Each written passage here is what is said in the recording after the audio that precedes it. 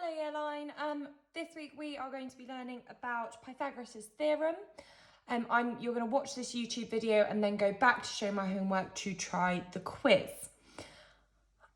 So Pythagoras' theorem is all about right angle triangles. So that's kind of what we're going to be focusing on. Before we begin properly, can you please make sure you've got a pen, a pencil, a ruler, and your Hegarty maths book or some notepad you're using to write your maths notes on, okay? If you haven't got any of those things, pause the video and go and get them.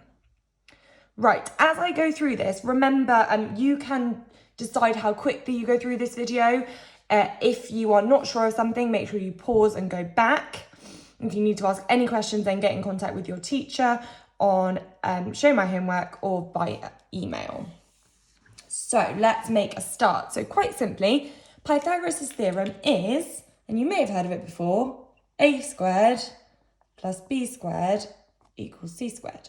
And like I said earlier, it is all about right angle triangles. So if I just draw a right angle triangle for you.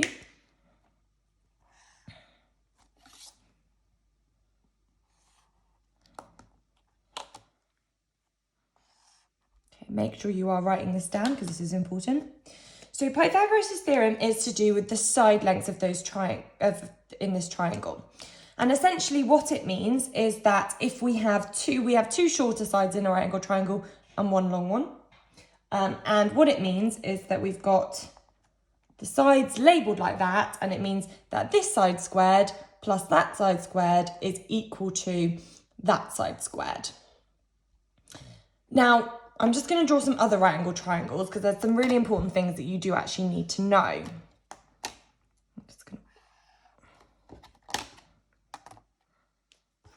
Now, it's really, really important when thinking about this theorem to be able to identify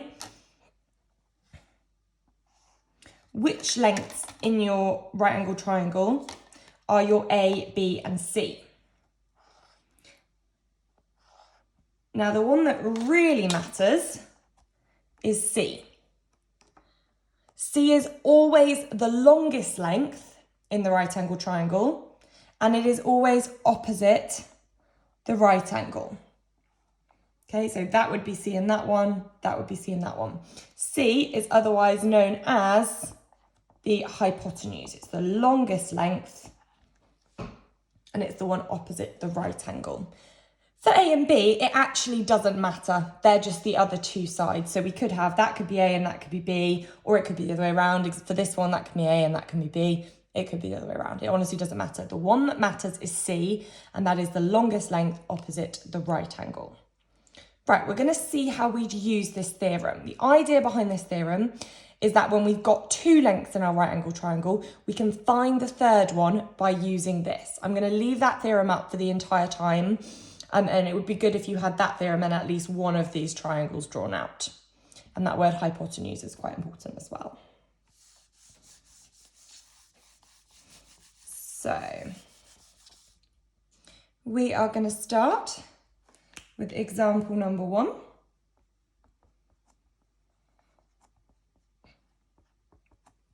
And we are going to find the missing length. So there's going to be a missing length that we are going to find in the triangle, and our triangle, which I'm going to draw now, looks like this.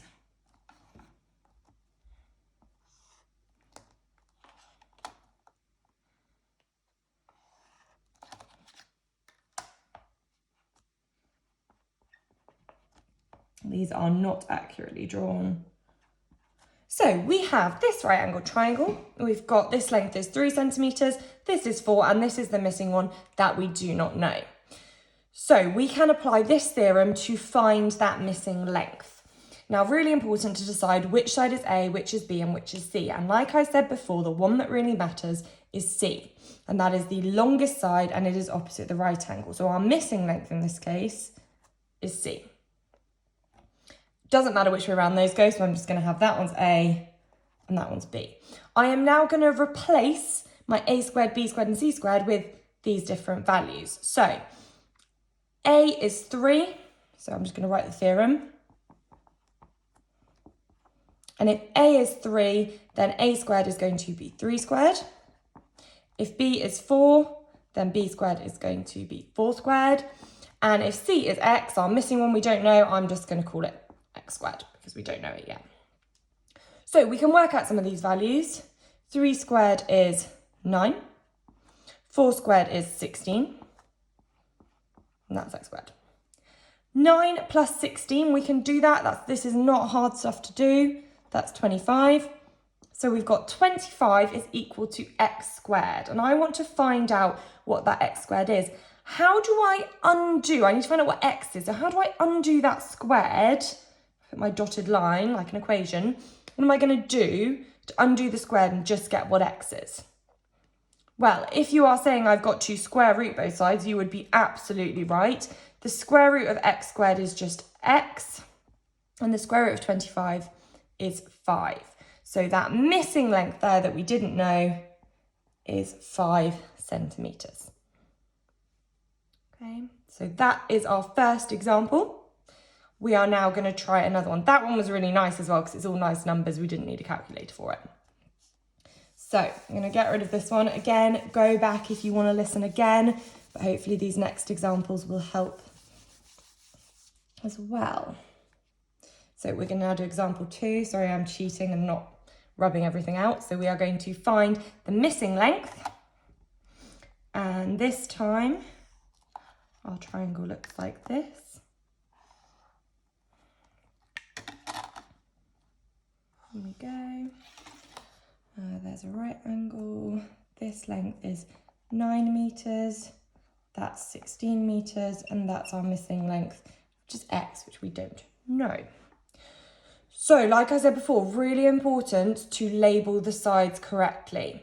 So C is our longest side and it's opposite the right angle. So this one must be C. Then it doesn't matter which way around those go. So I'm just going to call this one A and that one B. So I'll just write out the theorem and then we're going to replace in the values we know. So we don't know what A is, that's just X. So we're going to have X squared. B is 9, so we're going to have plus 9 squared. And C is 16, so we're going to have 16 squared. Going to find those values, so we've got X squared plus 9 squared is 81. 16 squared, off the top of my head, I'm kind of 256. Can use a calculator for this, that's absolutely fine. So we've now got an equation to solve. So I'm going to put in my dotted line. I want to find out what this missing X is. So the first thing I'm going to do is get the X to be by itself. That's the whole thing I want to do. So I'm going to start by taking away 81 from both sides. So I end up with X squared equals 256. Take away 81, which is 175. And then I've got X squared equals 175. I need to undo the squared to just get the X by itself. So I've got to square root both sides. And the square root of 175, which I definitely do not know, so I'm definitely using my calculator for that. It's come up in third form, so remember you can use your S to D button to make it a normal number.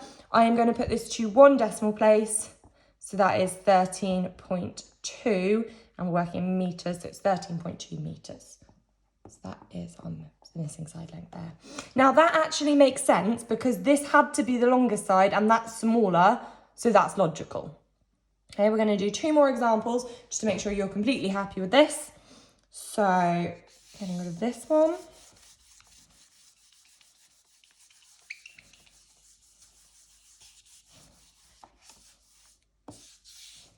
Okay, again, I'm going to cheat, so if you need to pause it and give yourself some time, that's fine. Remember to write these out. So example 3, we're still finding the missing length.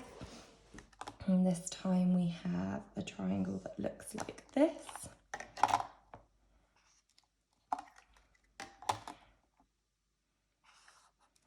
Right angle, and I've got this is 14 centimeters, this length is 6 centimeters, and I don't know that one. That's my missing length, X.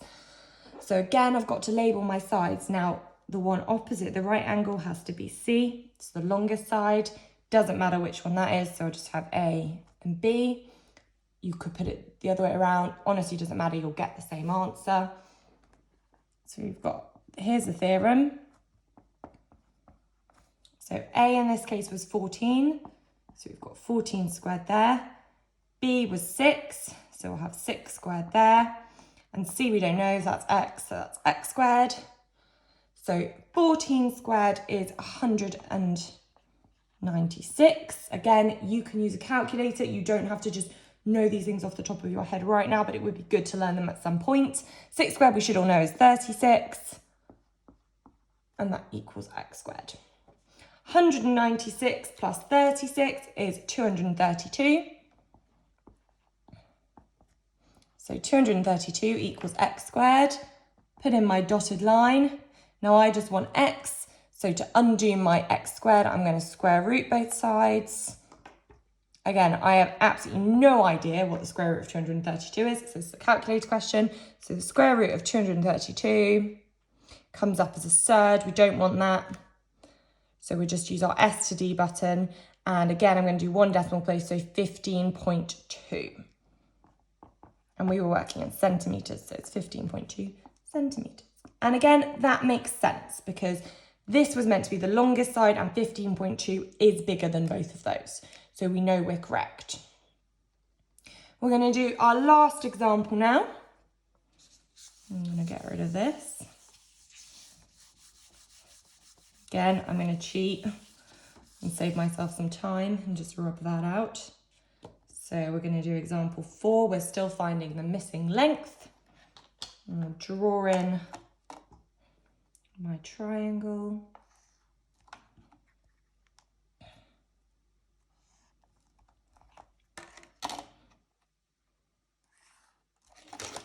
So here's my right angle. This only works with right angle triangles. Let's make that very clear. You can only do it when you've got a right angle triangle.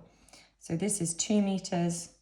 This is 5 meters, and this is my x that I do not know. So again, I've got to start by labeling my sides.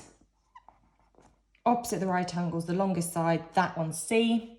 Doesn't matter with this, but that can be A and that can be B. So I've got my theorem.